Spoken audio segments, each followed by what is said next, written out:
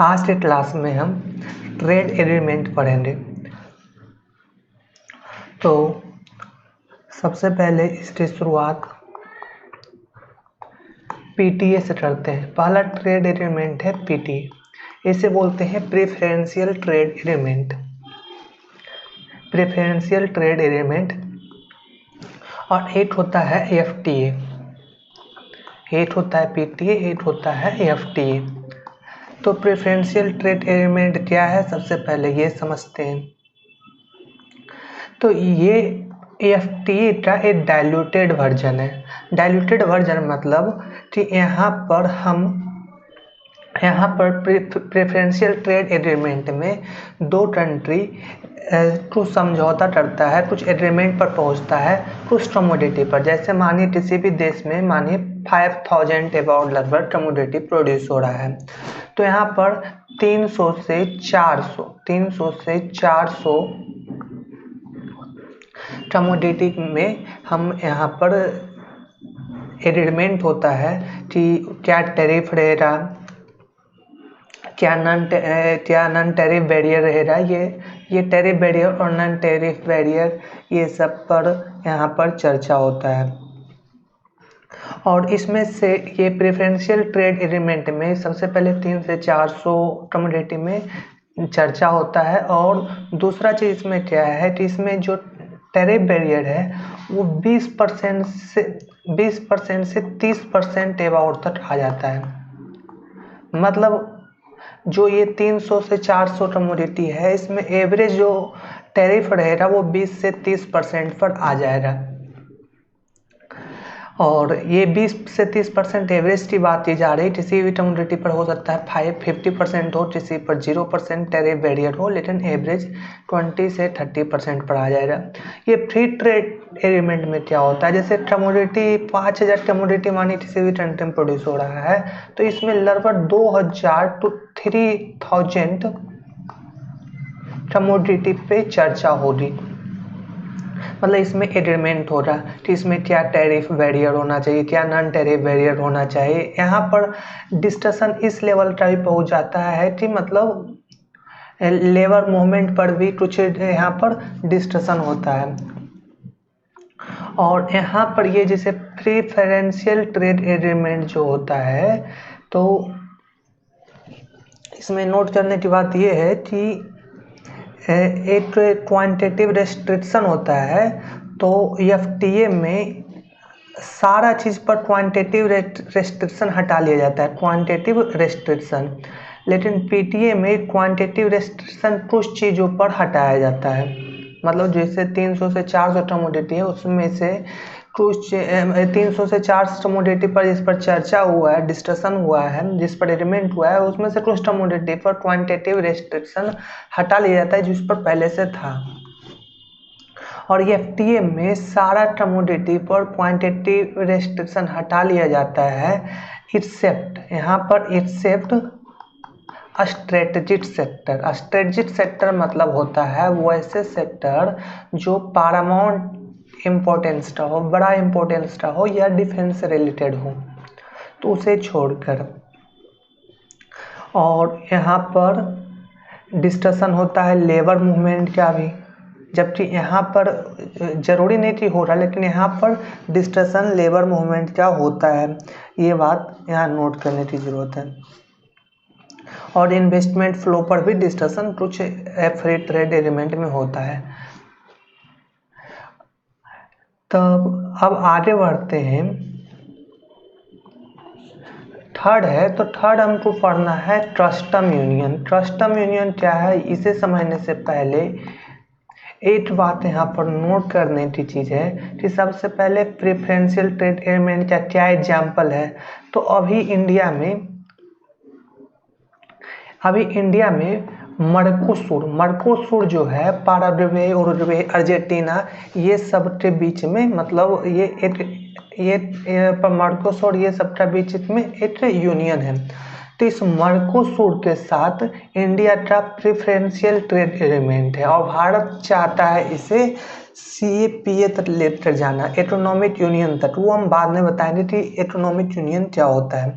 तो ये मर्कोसूर के साथ इंडिया का प्रेफरेंशियल ट्रेड एग्रीमेंट है। और EFTA का एग्जाम्पल हम ले सकते हैं कि जैसे EFTA का एग्जाम्पल बहुत सारा आप देखते होंगे, तो उसमें से इम्पोर्टेंट बताते हैं कि जैसे WTO का शेपिंग मतलब 1994 में इसका शेप लिया जा रहा था। तो उसके पहले हम देखते हैं कि जितना भी जो इम्पोर्टेंट फ्री ट्रेड एग्रीमेंट हुआ है वो 1994 के आसपास हुआ है। जैसे यूरोपियन यूनियन है जो 1992 में बना, नाफ्टा जो है 1994 में बना, उसी तरह मर्कोसूर ये बना है 1992 में, और एशियान जो है ये भी बना है 1992 में। तो ये सारा हम देख रहे 1994 के पहले बना है, ये WTO के जस्ट पहले बना है। तो क्यों बना है ये समझिए। तो WTO में एक क्लॉज था जिसे हम बोलते हैं MFN क्लॉज।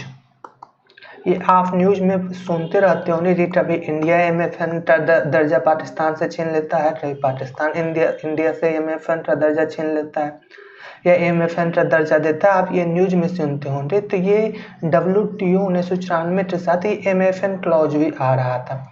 तो MFN क्लॉज का फुल फॉर्म होता है मोस्ट फेवर्ड नेशन। इसका मतलब होता है मोस्ट फेवर्ड नेशन।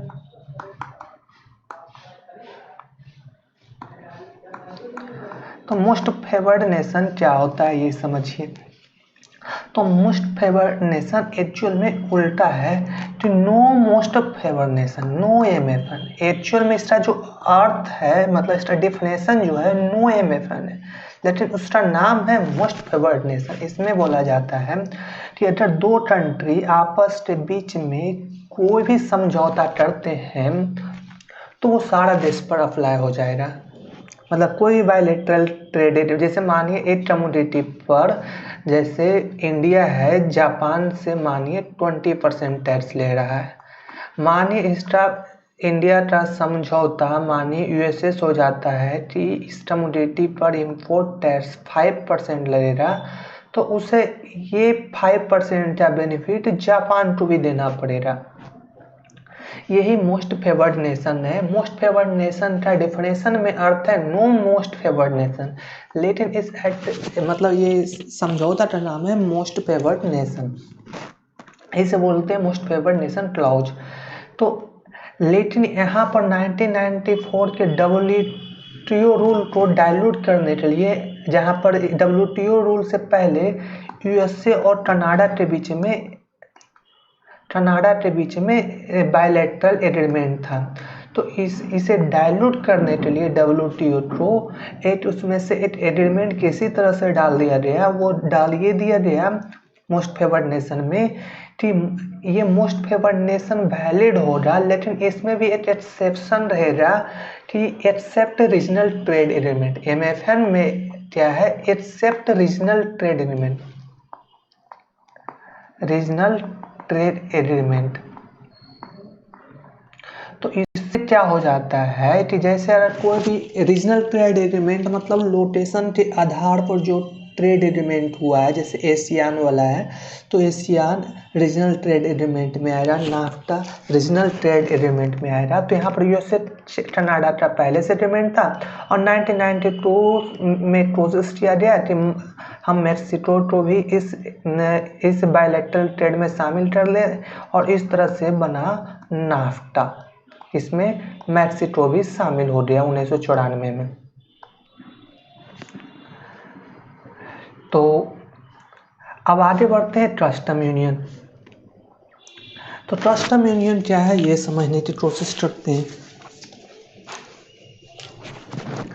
तो कस्टम यूनियन में तो इस तरह से समझिए, मानिए 3 कंट्री, 1 कंट्री, 2 कंट्री, 3 कंट्री, और यहाँ पर कुछ और कंट्री है। तो ये कंट्री अपना एक यूनियन बनाता है। ये कंट्री क्या करता है, अपना एक यूनियन बनाता है, बोलता है कि आपस में सबसे पहले ट्रेड में कंसेशन रहता है।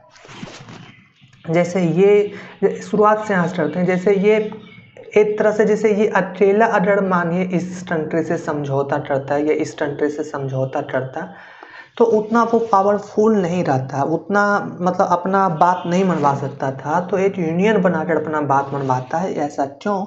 क्योंकि ये इसमें सिस्टम है कस्टम यूनियन में कि अगर हम जो भी आपको टैक्स लगाएंगे तो ये सारा देश पर मतलब सारा देश आप पर सेम टैक्स लगाएगा। तो बार्गेनिंग पावर इंडिविजुअल कंट्री का जो इस कस्टम यूनियन में है उसका बढ़ जाता है। एक बेनिफिट ये होता है। दूसरा बेनिफिट क्या होता है, ये जो कंट्री होता है ये सामने वाला कंट्री से, जैसे इस पर 10% लगा रहा है इम्पोर्ट ड्यूटी, तो ये सामने वाला कंट्री से जो यूनियन कस्टम यूनियन के अंदर है उससे 5%, 2% या 0% इम्पोर्टेड ड्यूटी ला सकता है। तो इससे यहाँ पर वेलफेयर तो बढ़ेगा। जैसे रीजन यहाँ पर अगर मतलब इम्पोर्ट ड्यूटी कम कर रहा है तो कंट्री के लोगों का वेलफेयर बढ़ता है। और दूसरा ये होता है कि यहाँ पर ये 10% ला रहा है, तो यहाँ पर एक्चुअल में डेट वेट लॉस होता है कंट्री को, मतलब नेट वेलफेयर का लॉस होता है 10%, क्योंकि ज़्यादा इम्पोर्ट ड्यूटी लग गया है। लेकिन इससे बेनिफिट ये है कि अगर वेलफेयर लॉस, अगर यहाँ पर वेलफेयर जो लॉस हो रहा है और ये जो हम कस्टम यूनियन बनाए हैं उससे वेलफेयर का जो फ़ायदा हो रहा है, अगर नेट हमेशा मेरा रिजल्ट पॉजिटिव आए तो ये कस्टम यूनियन बनाने का फ़ायदा है। तो इस तरह से ये कस्टम यूनियन बनता है।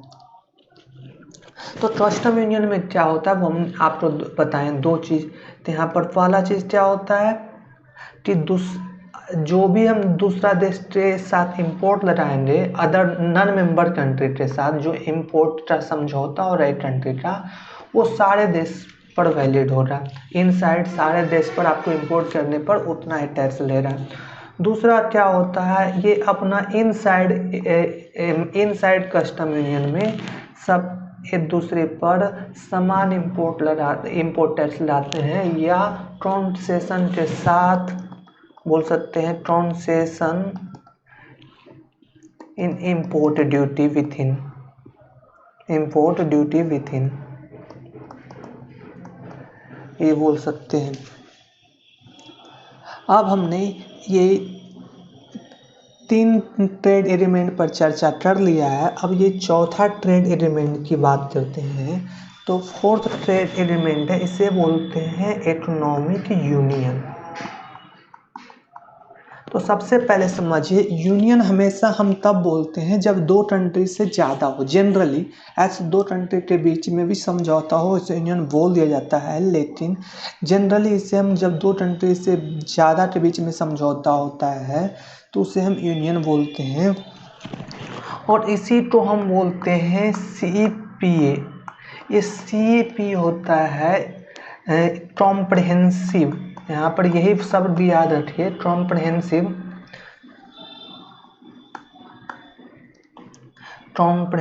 Economic partnership agreement. तो यहाँ पर सिर्फ हमें कॉम्प्रहेंसिव वर्ड को याद रखना है। कॉम्प्रहेंसिव मतलब इसमें एक बहुत बड़ा, मतलब समग्र रूप, हिंदी में से बोलते हैं समग्र। कॉम्प्रहेंसिव मतलब सारा चीज़ इसमें लगभग इंक्लूड कर लिया जाता है। तो इसमें क्या क्या इंक्लूड किया जाता है CEPA एग्रीमेंट में, ये हम बताते हैं। लेकिन उससे पहले एक चीज़ बता दें, आप गौर कीजिएगा कि जैसे यहाँ पर हमने बोला था कि मर्कोसुर के साथ इंडिया का प्रेफरेंशियल ट्रेड एग्रीमेंट है। तो इंडिया का टारगेट क्या है? इंडिया का टारगेट है ये मर्कोसुर के साथ जो इंडिया का ट्रेड एग्रीमेंट है वो इकोनॉमिक यूनियन बन जाए। सारा देश का यही रहता है टारगेट कि वो इकोनॉमिक यूनियन बन जाए। तो इसमें क्या क्या चीज़ पर चर्चा होता है वो देखिए। सबसे पहले इसमें भी ट्रेड पर चर्चा हो रहा।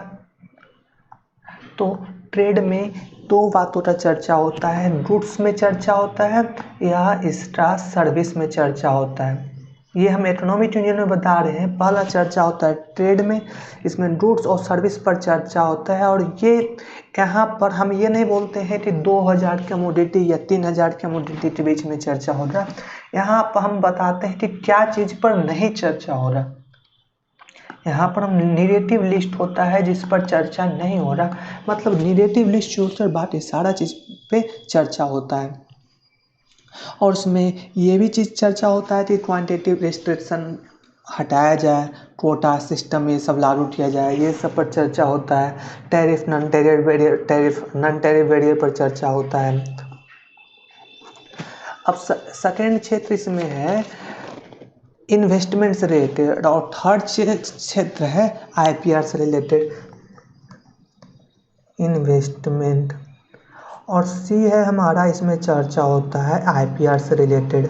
तो इन्वेस्टमेंट में क्या हो रहा है, तो यहाँ पर इन्वेस्टमेंट प्रोटेक्शन एग्रीमेंट होता है। इन्वेस्टमेंट में जो होता है इन्वेस्टमेंट प्रोटेक्शन एग्रीमेंट, तो इन्वेस्टमेंट प्रोटेक्शन एग्रीमेंट में इन्वेस्टमेंट प्रोटेक्शन एग्रीमेंट, तो इसमें क्या हो रहा था, इसमें मेनली 3 चीज़ का चर्चा होता है। लीगल प्रोटेक्शन के बारे में चर्चा होता है, एडमिनिस्ट्रेटिव प्रोटेक्शन के बारे में चर्चा होता है, फाइनेंशियल प्रोटेक्शन के बारे में चर्चा होता है। तो ये सब क्या होता है ये समझते हैं। लीगल प्रोटेक्शन मतलब जैसे USA इंडिया में इन्वेस्ट कर रहा है तो यहाँ पर इंडिया का कानून लागू हो रहा है या अमेरिका का कानून लागू हो रहा है, उस पर चर्चा होता है। एडमिनिस्ट्रेटिव प्रोटेक्शन में हो रहा कि कौन सा अथॉरिटी, जैसे इन्वेस्टमेंट वाले ने किसी ने रूल को मतलब फॉलो नहीं किया है तो कौन सा रूल उस पर, कौन सा अथॉरिटी उस पर लागू करवाएगा, इंडिया लागू करवाएगा कि अमेरिका लागू करवाएगा। फाइनेंशियल प्रोटेक्शन मतलब मानिए वो कंपनी बैंकरप्ट हो गया है तो वहाँ उसमें उस देश में कौन सा इंसॉल्वेंसी का कोड लागू हो रहा है, इंडिया का लागू हो रहा है या USA का लागू हो रहा है। सिर्फ इतना ही नहीं इसमें चर्चा होता है, इन्वेस्टमेंट प्रोटेक्शन एग्रीमेंट में ही चर्चा होता है फ्लो रूट का। तो ये फ्लो रूट क्या होता है ये समझते हैं। तो आपने देखा होगा न्यूज़पेपर में ये आता है कि ये ऑटोमेटिक रूट के द्वारा इन्वेस्टमेंट आया है या पार्लियामेंट क्या कैबिनेट कमेटी के द्वारा मतलब अलाउ करने के बाद ये आया है, पार्लियामेंट कमेटी और इकोनॉमिक अफेयर के द्वारा अलाउ करने के बाद ये आया है। तो ये सब इसमें होता है या मतलब जनरल रूल के कारण आया है। तो यहाँ पर इस मतलब फ्लो रूट बराबर कन्वर्टेबिलिटी, तो मतलब कि मनी कैपिटल मार्केट कितना कन्वर्टेबल है ये समझ जाइए। अब कन्वर्टेबिलिटी मतलब क्या हुआ कि बॉन्ड में सिर्फ बॉन्ड में इन्वेस्ट कर सकते हैं या इन्वेस्टमेंट बॉन्ड में कर सकते हैं या शेयर मार्केट में कर सकते हैं या FDI कर सकते हैं, ये सब इसमें चर्चा होता है। या जैसे डिफेंस में तुम्हारा डिफेंस में अगर एग्रीमेंट होता है तो डिफेंस में डायरेक्ट इन्वेस्टमेंट हो रहा, जैसे एयरक्राफ्ट मैन्युफैक्चरिंग करना है तो डायरेक्ट इन्वेस्टमेंट हो रहा या सरकार से परमिशन लेना पड़ेगा, तो ये सब इसमें बात की चर्चा होती है। अब यहाँ पर IPR में क्या होता है, ये IPR बहुत ही इंपॉर्टेंट इशू बन जाता है। जैसे मानिए इंडिया में अमेरिका का एक कंपनी है और उसने इन्वेस्ट किया तो क्या किसी भी चीज़ में शोध कर सकता है, तो क्या क्या चीज़ में शोध कर सकता है वो सबसे इसमें 2 चीज़ में देखा जाता है, क्या क्या चीज़ में शोध कर सकता है वो इसमें चर्चा होता है। और दूसरा चर्चा ये होता है कि अगर उसने शोध कर लिया है तो प्रोटेक्शन क्या मिलेगा उसका, इनोवेशन का, protection of innovation and invention. जैसे वो जो भी प्रोटेक्शन जो भी IPR उसने जनरेट किया है तो IPR क्या होता है, IPR एक तरह से माइंड का बिजनेस है। मतलब अगर माइंड से उसने कोई चीज़ कोई चीज़ बनाया है तो उसका कमर्शलाइजेशन किया जाता है कमाने के उद्देश्य से, तो उसको कहाँ तक प्रोटेक्शन मिलेगा वो इसमें चर्चा होता है इंटेलेक्चुअल प्रॉपर्टी राइट में। अब उसके बाद डी पॉइंट में हम गवर्नमेंट प्रोक्योरमेंट पॉलिसी को डिस्कशन करेंगे। तो इसमें क्या हो रहा है, जैसे देखिए इंडिया जैसे कंट्री में जहाँ मतलब गवर्नमेंट डोमिनेंट है, सारा चीज़ में गवर्नमेंट इन्वॉल्व है, वहाँ मार्केट से 28% लगभग 30% तक इंडिया में मार्केट में गवर्नमेंट इन्वॉल्व है। सबसे ज़्यादा मार्केट 30% तक मतलब गुड्स सर्विस को गवर्नमेंट खरीदता है। तो उस देश में समझिए कि मान लीजिए इलेक्ट्रिकल एप्लीकेंस मार्केट में 30% इलेक्ट्रिकल एप्लीकेंस गवर्नमेंट उठा रहा है, तो मानिए वो 80 कंपनी से उठाए गवर्नमेंट, तो इससे क्या हो रहा है, जैसे उसी कंट्री को सिर्फ इकोनॉमी ऑफ स्केल मिलेगा, बाकी जो दूसरा कंट्री आएगा उसे इकोनॉमी ऑफ स्केल नहीं मिलेगा। तो इसलिए इसमें भी गवर्नमेंट प्रोक्योरमेंट पॉलिसी में भी CPA में डिस्कशन होता है। तो यहाँ पर सबसे पहले हम समझते हैं कि गवर्नमेंट प्रोक्योरमेंट पॉलिसी कितना टाइप का होता है। तो देखिए प्रोक्योरमेंट पॉलिसी 3 प्रकार का होता है। एक तो बोलते हैं डोमेस्टिक प्रोक्योरमेंट पॉलिसी, एक तो बोलते हैं डोमेस्टिक प्रोक्योरमेंट पॉलिसी, दूसरा है टेक्निकल प्रोक्योरमेंट, इसे बोलते हैं टेक्निकल प्रोक्योरमेंट। ये आप सब पेपर में पढ़ते होंगे, टेक्निकल प्रोक्योरमेंट है, इसे हम टेंडरिंग प्रोक्योरमेंट भी बोलते हैं। और फोर्थ हमारा है ओपन प्रोक्योरमेंट। तो देखिए डोमेस्टिक प्रोक्योरमेंट में क्या है, जैसे देखिए माने इंडिया को डिफेंस रिलेटेड इक्विपमेंट खरीदना है, तो वो बोल दे रहा है कि हम ये फिक्स, मेरा जो डोमेस्टिक कंट्री है उसका भी वो भी एक फिक्स कंपनी है, हम उसी से खरीदेंगे, ये बोल सकता है। या कोई भी जो स्ट्रेटेजिकली इम्पोर्टेंट सेक्टर है, स्ट्रेटेजिकली इम्पोर्टेंट सेक्टर मतलब ये मेन सेक्टर है जिस पर बहुत सारा इम्पोर्टेंट सेक्टर, बहुत सारा क्षेत्र जिस पर डिपेंड करता है या डिफेंस से रिलेटेड है, उससे बोल सकता है वो हैवी इलेक्ट्रिकल लिमिटेड से इंडिया सारा इलेक्ट्रिकल इक्विपमेंट खरीदे रहा है। या नहीं तो जैसे हमारा ऑयल रिफाइनरी है, तो उसमें बोलेगा कि ऑयल रिफाइनरी से रिलेटेड जो भी चीज़ है हम इसी सेक्टर से खरीदेंगे, ऐसा बोला जा सकता है। उसके बाद टेक्निकल प्रोक्योरमेंट है। टेक्निकल प्रोक्योरमेंट में होता है क्या कि 7 से 8 कंपनी, 7 से 8 या 10 तक कंपनी गवर्नमेंट चूज कर सकता है। जैसे उसमें PSU भी यूज हो सकता है, कुछ इंडिया का डोमेस्टिक कंपनी भी हो सकता है या फॉरेनर कंपनी हो सकता है, जिससे ही गवर्नमेंट खरीदेगा। ये टेक्निकल प्रोक्योरमेंट होता है। ओपन प्रोक्योरमेंट मतलब होता है जो भी गवर्नमेंट का रिक्वायरमेंट फुल खरीदेगा, गवर्नमेंट उससे खरीद सकता है, तो ये होता है ओपन प्रोक्योरमेंट। तो इसमें क्या होता है कि जैसे मानिए इंडिया मतलब भारत सरकार मानिए हैवी इलेक्ट्रिकल लिमिटेड से ही सारा चीज़ खरीद रहा है, तो ओपन इकोनॉमी ऑफ स्केल का फायदा किसको मिलता है, हैवी इलेक्ट्रिकल लिमिटेड से। तो अमेरिका वाला कंपनी ये बोल सकता है कि हम इस कंपनी को अपना देश में अलाउ नहीं करेंगे एग्रीमेंट में, ऐसा बोल सकता है। या नहीं तो उन्हें भी एंट्री दिया जाए, ऐसा बोला जाता है। वो अब CPA में हम पांचवा पॉइंट जो डिस्कशन करते हैं वो लेबर मूवमेंट डिस्कशन करते हैं। तो लेबर मूवमेंट में 3 बात तो देखते हैं, जिसमें जो सबसे पहला है कि सबसे पहले समझिए वीजा रूल है। ये पहला क्या है, वीजा रूल। दूसरा क्या है, रेसिडेंट। और तीसरा है जुरिडिक्शन रूल। तो देखिए वीजा रूल मतलब क्या हुआ कि वीजा कब मिलेगा आपको, क्या पहले से आपको वीजा जमा करना पड़ेगा कि हम आपके देश में आ रहे हैं, या वहाँ पर पहुँचने के बाद आपको तुरंत वीजा इशू कर दिया जाएगा, वो इसमें देखा जाता है। जैसे यूरोपियन यूनियन में चलता है ब्लू कार्ड चलता है। तो यूरोपियन यूनियन में अगर आप IT सेक्टर के आप आदमी हैं या कोई भी एक स्किल्ड वर्कर आप हैं, आप यूरोपियन यूनियन में किसी एक देश का आप वीज़ा ले लिए, तो किसी दूसरे देश में आपको जाने पर आपको अराइवल के साथ वीज़ा मिल जाएगा, मतलब चेक शिफ्ट किया जाएगा और आपको उस देश में एंट्री मिल जाएगा, आपको पहले से अप्लाई नहीं करना होगा।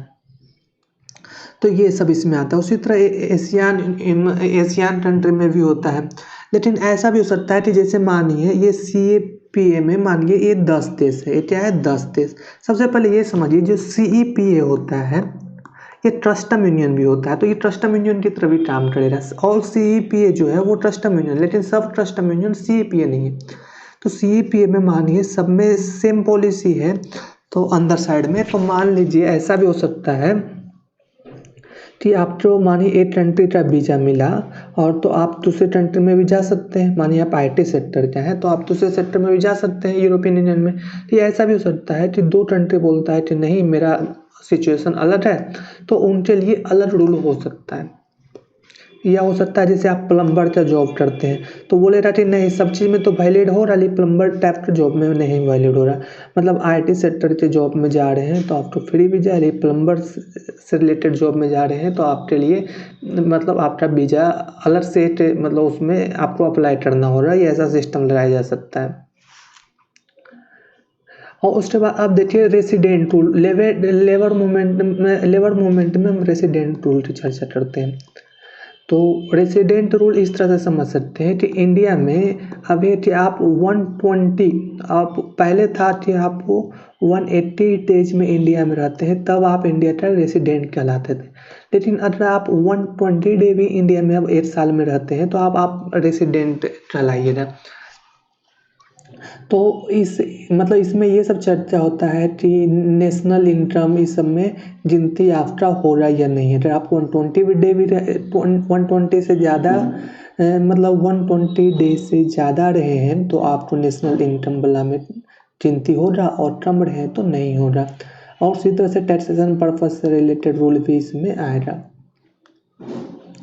अब देखिए जुरिडिक्शन रूल में क्या होता है कि आपने किसी दूसरे देश में रहा और आपने वहाँ कोई क्राइम किया तो आप उस देश में कौन सा देश का रूल अप्लाई हो रहा, ये जुरिडिक्शन रूल में आएगा। तो ये सब एग्रीमेंट होता है। अब हम 6th पार्ट में चलते हैं। CAPA में 6th पार्ट में जो डिस्कशन होता है वो इन्वायरमेंट प्रोटेक्शन से रिलेटेड होता है। इन्वायरमेंट प्रोटेक्शन रूल डिस्कस होता है और सैनिटरी एंड फाइटोसैनिटरी मेजर के बारे में डिस्कशन होता है।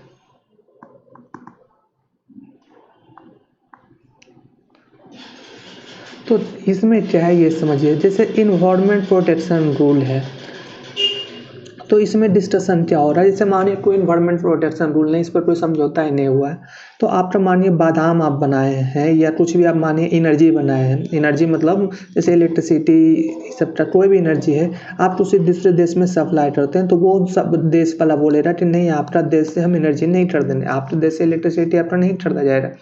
बोलेगा कि आपका जो देश का है जो ये ट्रेड मिल से यहाँ पर इलेक्ट्रिसिटी जनरेट हो रहा है, इसमें पक्षी मार रहा है तो इससे इन्वायरमेंट का लॉस हो रहा है, इस टाइम नहीं खरीदा जाए, ऐसा बोला जा सकता है। लेकिन अगर यही आप एग्रीमेंट में रहिएगा तो एग्रीमेंट में हो सकता है कि दोनों का अपना पॉइंट ऑफ व्यू है, पर्सपेक्टिव है। आप बोलिएगा कि नहीं ये बर्ड तो इसमें मर रहा है लेकिन ये क्लीन एनर्जी सोर्सेस है, और उधर से भी कुछ बात तो रखा जाएगा और बीच के बीच का बात इसमें आएगा।